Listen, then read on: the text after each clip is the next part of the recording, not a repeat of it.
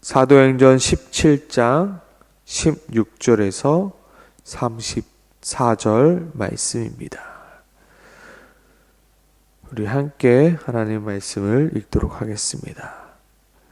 바울이 아덴에서 그들을 기다리다가 그 성의 우상이 가득한 것을 보고 마음에 격분하여 회당에서는 유대인과 경건한 사람들과 또 장터에서는 날마다 만나는 사람들과 변론하니 어떤 에피쿠루스와 스토아 철학자들도 바울과 쟁론할세 어떤 사람은 이르되 이 말쟁이가 무슨 말을 하고자 하느냐 하고 어떤 사람은 이르되 이방 신들을 전하는 사람인가 보다 하니 이는 바울이 예수와 부활을 전하기 때문이러라.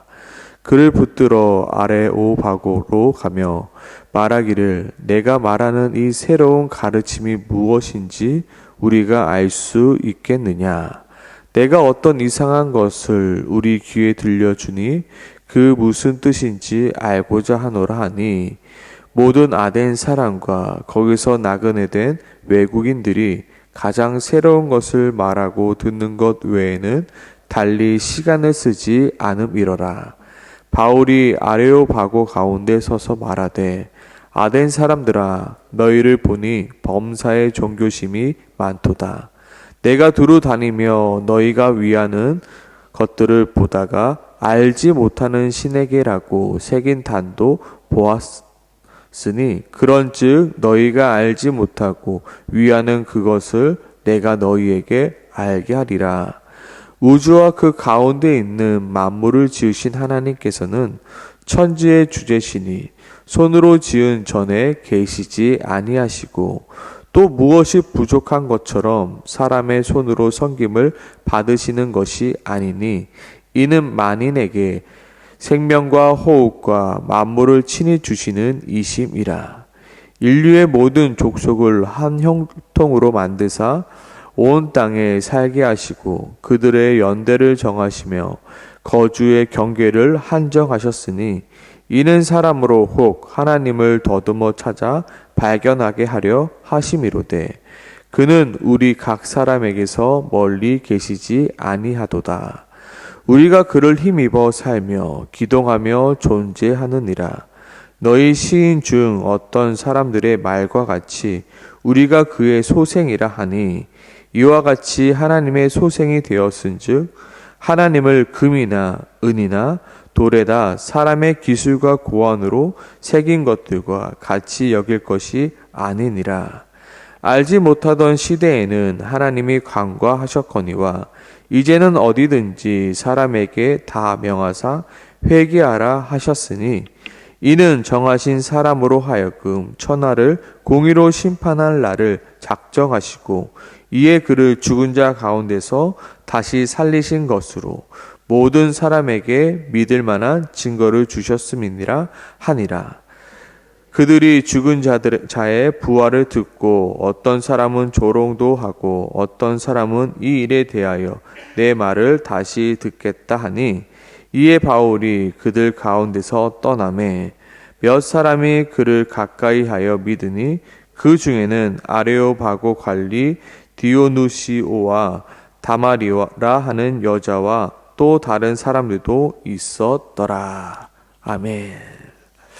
바울은 지금 빌립보를 거쳐서 데살로니가를 지나 그리고 베레아 그리고 아덴이란 곳에 도착하게 되었습니다.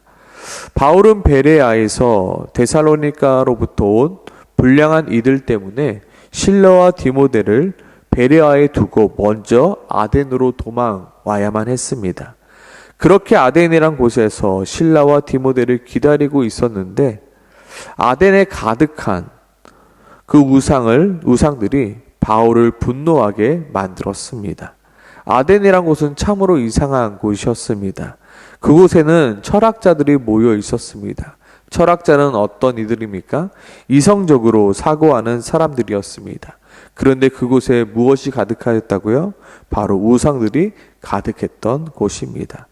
바울은 아직 실라와 디모데가 오기도 전에 자신의 역할인 그 복음 증거를 하기 위하여 여전히 회당에 들어가 사람들과 변론하였고 그것도 모자라 장터에 나아가 날마다 사람들과 변론하기 시작했습니다.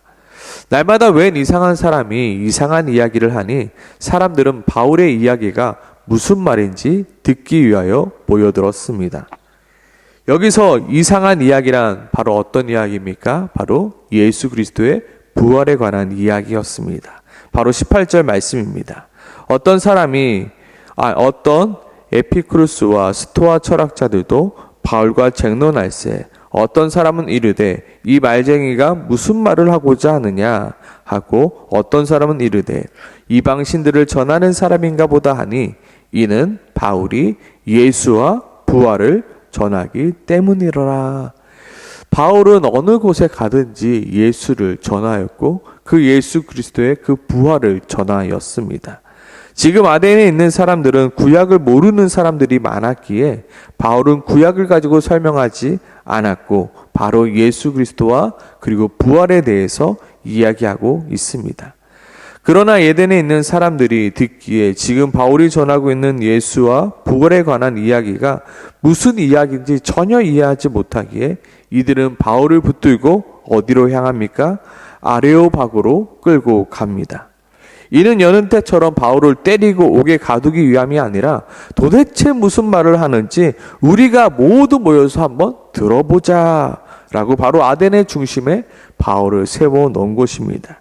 그 내용이 19절에서 20절 말씀이죠. 그를 붙들어 아레오바고로 가며 말하기를 내가 말하는 이 새로운 가르침이 무엇인지 우리가 알 수 있겠느냐. 내가 어떤 이상한 것을 우리 귀에 들려주니 그 뜻이 무엇인지 알고자 하노라 하니 모든 아덴의 사람과 거기 나그네 된 외국인들이 가장 새로운 것을 말하고 듣는 것 외에는 달리 시간을 쓰지 않음이더라. 아마 바울의 속에는 아주 기쁨이 가득했을 것입니다. 야, 내가 이렇게 마음 놓고 예수 그리스도의 복음을 전할 수 있단 말이야.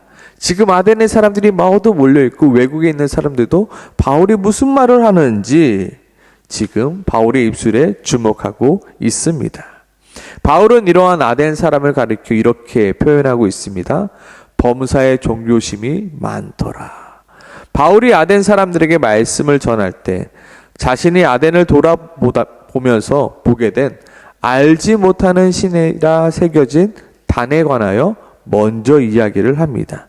22절에서 23절입니다.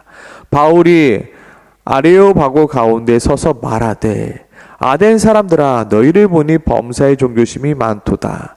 내가 두루 다니면서 너희가 위하는 것들을 보다가 알지 못하는 신에게라고 새긴 단도 보았으니 그런즉 너희가 알지 못하고 위하는 그것을 내가 너희에게 알게 하리라. 사람들은 바울을 향하여 뭐라고 불렀냐면요, 말쟁이라 불렀습니다. 사실 이는 그 사람을 업신여기며 깔볼 때 쓰는 말입니다. 아덴 사람들은 아마 교만한 눈빛으로 바울을 쳐다봤습니다. 야, 너가 뭐 새로운 걸 알면 뭐 어떤 새로운 걸 알겠냐. 한번 드러나 보자. 너가 얼마나 똑똑하고 얼마나 지혜로운지 너의 말 한번 들어보자. 그러나 그럼 그들에게 바울은 너무나도 당당하게 이렇게 외칩니다. 내가 너희에게 알게 하리라. 너희가 모르는 그것들을 나는 아노니 내가 너희에게 알게 하리라. 바울은 여기서도 자신에게 주어진 역할에 충실하였습니다. 사람들이 자신을 말쟁이라 업신여기며 조롱하는 그 순간에도 그 모든 것을 뒤로하고 자신에게 주어진 그 역할에 충실합니다. 이는 복음에 대한 확신과 복음에 대한 열정과 복음에 대한 지식이 있기에 가능했던 것입니다. 세상은 교회를 향하여 부정적 시선으로 바라보며 수많은 시비들을 걸어옵니다. 그럼에도 불구하고 요즘 우리는 그 시비에 감정적으로만 대응할 뿐 이렇다 할 답을 제시해 주지 못합니다. 이는 무엇 때문에 그렇습니까? 복음에 대한 확신이 없기에, 복음에 대한 열정이 없기에, 그리고 복음에 대한 지식이 없기에 벌어지는 모습입니다. 내가 교회를 왜 다녀야 되는데, 내가 하나님을 왜 믿어야 되는데, 내가 성경을 왜 읽어야 되는데 라고 물어오는 다음 세대들에게 우리는 그들의 눈높이에 맞춰 올바른 답을 해줘야 합니다. 그것이 우리의 실력이고 그것이 우리의 수준입니다. 지금 바울은 성경을 가지고 구약을 가지고 그들과 대화하지 않습니다. 바울은 그들의 눈높이에 맞추어 내가 도시를 좀 돌아보았는데 너희가 세워놓은 알지 못하는 신에 대한 그것을 내가 이야기하고자 한다. 내가 너희도 알지 못하던 그 신을 대하여 이야기하고자 한다. 내가 너희에게 알게 하겠다라면서 하나님은 어떤 분이신가 바로 이야기하는데요. 24절과 25절이죠. 우주와 그 가운데 있는 만물을 지으신 하나님께서는 천지의 주제시니 손으로 지은 전에 계시지 아니하시고 또 무엇이 부족한 것처럼 사람의 손으로 섬김을 받으시는 것이 아니니라. 이는 만인에게 생명과 호흡과 만물을 친히 주시는 이심이러라. 바울은 지금 말하고 있습니다. 너희가 생각이란 것이 좀 있다면 한번 생각해 봤으면 좋겠다. 이 천지를 만드신 그 하나님이 너희가 손으로 만든 그 조그만 우상 가운데 가둘 수 있다고 생각하느냐. 또한 부족한 것이 전혀 없으신 그 하나님이 너희의 그 조그만한 섬김을 필요로 하실 것 같으냐. 너는 왜 이렇게 무지하냐? 너는 왜 이렇게 하나님에 대해서 아무것도 모르냐라고 묻고 있는 것입니다. 또한 26절에서는 이렇게 말하죠. 인류의 모든 족속을 혈통으로 만드사 온 땅에 살게 하시고 그들의 연대를 정하시며 거주의 경계를 한정하셨으니 이는 바로 하나님께서 이 땅을 통치하시고 지금도 다스리고 계신다라는 의미입니다. 아덴에 살아가고 있던 사람들의 생각은 하나님은 이 세상을 창조하시고 더 이상 이 땅과는 전혀 상관하지 아니하시며 아니면 가끔씩 필요에 의하여 상관하시는 하나님으로 알고 있었습니다. 그렇지만 바울은 너는 왜 이렇게 하나님을 알지 못하냐? 하나님은 우리의 때를 정해 놓으셨고 우리의 걸음을 정해 놓으셨고 한 나라가 일어서고 망하고 그 모든 것들을 주관하시는 분이 바로 하나님이다. 우리의 생사, 화복을 주관하시는 분이 바로 하나님이심을 왜 너희는 알지 못하느냐라고 외치고 있습니다. 그리고 하나님이 이와 같이 일하시는 이유가 바로 27절. 사람으로 혹 하나님을 더듬어 찾아 발견하게 하려 하심이로되 그는 우리 각 사람에게서 멀리 계시지 아니하도다. 하나님은 너희가 멀리 계신 분, 저 하늘에서 그냥 바라보고 계신 분, 아니 전혀 상관하지 않는 분으로 알고 있느냐? 아니다. 하나님은 너희와 멀리 계신 분이 아니라 너희와 함께하고 계신 분이다라고 외치고 있는 것입니다. 너희가 조금만 주의 깊게 생각해 보면 하나님이 어떠한 분이신지 알 수 있도록 하나님이 이 세상을 창조하시고 너희 가운데 일하시고 계신데 너희는 하나님에 대하여 왜 그렇게 무지하느냐라고 질책하고 있습니다. 그러면서 아덴에 가득했던 그 우상에 대하여 이야기를 꺼내고 있는데요. 29절입니다. 이와 같이 하나님의 소생이 되었은즉 하나님을 금이나 은이나 돌에다가 사람의 기술과 고안으로 새긴 것과 같이 여길 것이 아니니라. 알지 못하는 시대에는 하나님께서 간과하셨거니와 이제는 어디든지 사람에게 다 명하사 회개하라 하셨으니 너희가 알지 못했을 때에는 하나님께서 그냥 넘어갔으나 이제는 그냥 넘어가지 아니하신다. 하나님께서 반드시 심판하실 것이다 라면서 말씀하면서 이제 심판자 예수 그리스도에 대한 이야기를 말씀하고 있습니다. 그것이 바로 31절이죠. 이는 정하신 사람, 즉 예수 그리스도죠. 예수 그리스도로 하여금 천하를 공의로 심판하신 날을 작정하셨고 이에 그를 예수 그리스도를 죽은 자 가운데서 다시 살리신 것으로 모든 사람에게 믿을 만한 증거를 주셨습니다. 이제는 구약 성경 속에서 그리스도가 십자가에 죽으셨고 부활하신 예수님이다라고 설명하고 있지 아니하고요. 아덴 사람에게는 하나님께서 이 세상을 심판자로 세우신 분이 바로 예수님이고 예수님이 우리의 심판자이심에 증거가 바로 그분의 부활이다라고 설명하고 있습니다. 그러자 예수님의 부활의 이야기를 꺼내자 사람들의 반응이 싸늘해집니다. 바로 32절인데요. 그들이 죽은 자의 부활을 듣고 어떤 사람은 조롱도 하고 어떤 사람은 이 일에 대하여 내 말을 다시 듣겠다 말합니다. 왜냐하면 이성적으로 생각했을 때 죽은 사람이 다시 살아난다는 것은 도저히 이해할 수 없는 말이었기 때문입니다. 아덴 사람들은 예수님의 부활 이야기를 듣자 모두 자리를 떠나버리고 말았습니다. 물론 어떤 사람들은 이 일에 대하여 다시 듣기 원하였지만 바울은 그들 가운데서 떠나기로 작정하였고 이후에 고린도로 떠나버렸습니다. 아덴의 처음의 분위기는 너무나도 좋았습니다. 너가 말하는 거 나도 한번 들어보고 싶어.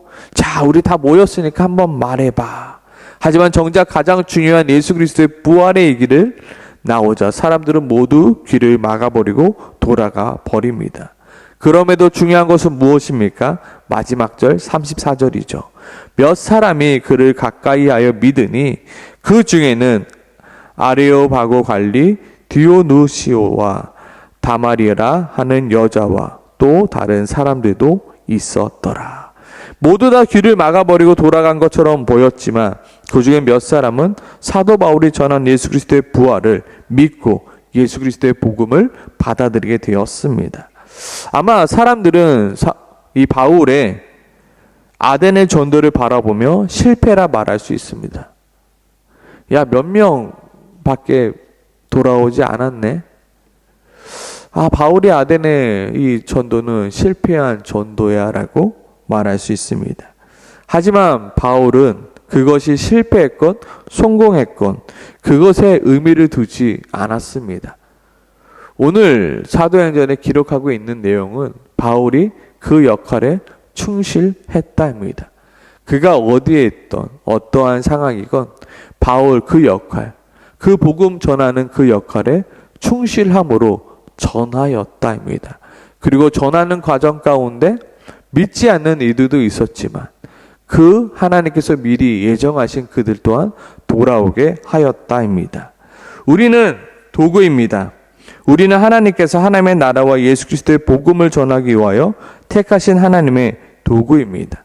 우리가 해야 할 것은 충성이며 그리고 순종입니다. 바울은 그 역할을 충실히 감당하였던 것입니다. 사람들이 바울을 향하여 말쟁이라 말합니다. 그리고 한번 이야기해봐라 말하고 있지만 그럼에도 불구하고 바울은 그것 가운데서 예수 그리스도의 부활과 예수 그리스도의 복음을 증거하였던 것입니다. 바울에게도 그렇고 우리에게도 그렇고 우리의 수준과 우리의 실력으로는 어떠한 사람을 구원에 이르게 할 만한 실력과 수준은 없습니다. 그럼에도 불구하고 우리는 하나님께서 우리에게 맡겨주신 그 일을 감당해 나가야 하는 것입니다. 우리가 준비해야 되는 것이 있습니다. 그것은 바로 복음에 대한 확신입니다. 복음에 대한 확신이 없었더라면 바울은 그렇게 담대히 증거하지 못했을 것입니다.